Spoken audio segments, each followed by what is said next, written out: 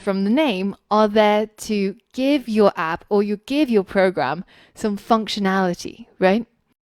Now, in this lesson, I want to talk about functions in the most fundamental sense. And when we're using functions as programmers, fundamentally, we're trying to package bits of code together into a block and to call that block of code repeatedly, saving ourselves from typing the same code again and again and again.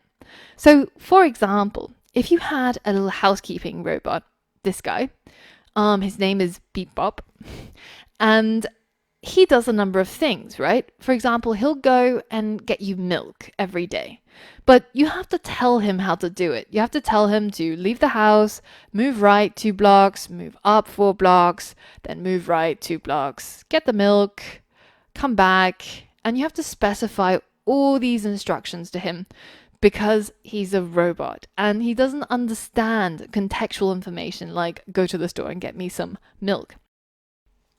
Now, if you had to do this day after day after day, every single time you wanted milk, your fingers would start hurting and you wouldn't want to keep typing out the same instructions, right? So what can you do? Well, we're programmers. We're born to be lazy.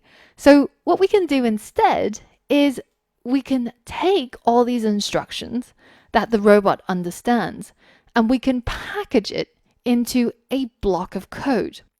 Now, a block of code in many programming languages is represented by code that's inside a set of curly braces.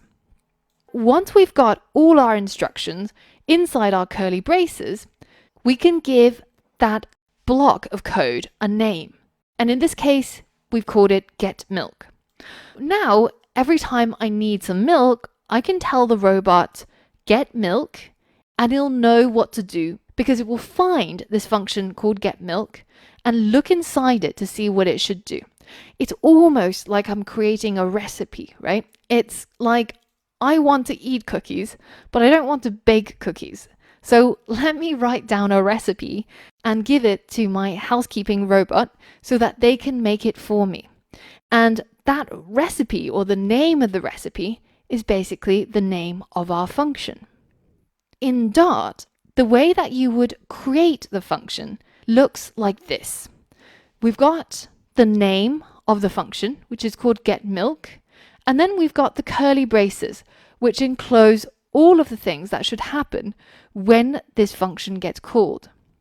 And then later on, when we actually need to use it, we will call the function or tell the computer to execute all of this by writing something like this, giving the name of the function. Now this is called a named function. Well, it makes sense because it's got a name, right? We can identify it by what it's called. Now, if we dropped everything other than just the core parts, namely the parentheses and the curly braces and all the instructions, then this would become an anonymous function because it doesn't have a name, right? And these anonymous functions are legion. No, just kidding. These anonymous functions are actually very useful. They allow us to tell the computer to do something without explicitly having to create this entire function and give it a name and call its name. When we were coding up our onPressed, which expected a void callback, it essentially wanted an anonymous function. We passed in the 2 empty parentheses and we gave it the block of code that we want to be executed when the button got pressed. This is all you need to know about functions so far to be able to understand what's happening in our flat button. A little bit later on, when we level up and we talk about functions in more detail, we'll talk more about what goes in these parentheses, namely some inputs into the function.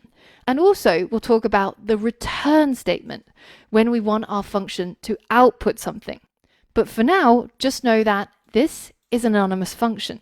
It has a set of parentheses and a set of curly braces. In the curly braces, we say what should happen. So now that we're all caught up, in the next lesson, we're going to get back to coding up our dice app, and we're going to get our button to change our dice images to actually make the app work. So for all of that, and more. I'll see you on the next lesson.